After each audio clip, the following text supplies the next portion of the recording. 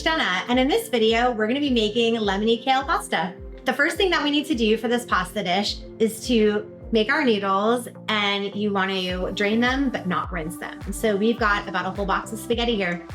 The next thing that we need to do is blanch about a pound's worth of kale. We have just, cleaned it and ripped it into bite-sized pieces from the stem. So I've got about 1 inch in this very wide pot here, and I'm just gonna turn that on to high. So we're gonna go ahead and blanch that kale.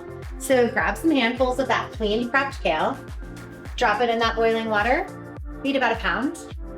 So about 2 minutes should soften that kale plenty for us to enjoy in the pasta.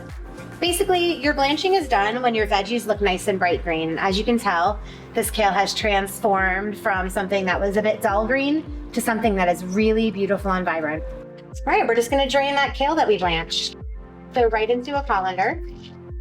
So in a pan set to very low heat, a little bit of olive oil, some minced garlic, and we're gonna let that come up to temperature together. Our garlic has cooked for about 1 minute, and at this point, we're now going to add all of that lemon zest in. Next, your cooked pasta is gonna go in. Give that a quick stir. All this will be done over low heat. Next, you're gonna add the juice of that lemon that you zested. You cannot juice it before you zest it. You have to do the zesting first. I like to do this over a little strainer, so any seeds that I have will be caught. All right, all that kale. Yes, it's a lot of kale. I added extra kale to mine because I want the veggie to pasta ratio to be a bit heavier on the veggie side, but you can do what you like. Next, you're going to add about a 1/2 cup of fresh grated Parmesan cheese. So there we go, we're just gonna stir that in.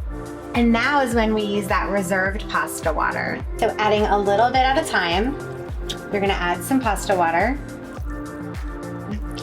and you're gonna stir. And then you're gonna do this until a nice sauce forms.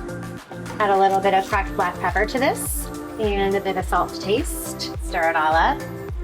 Shut the heat off, and it's ready to enjoy. Well, everybody, thanks for making lemony kale pasta with me. I hope you enjoy it as much as I do. Until next time.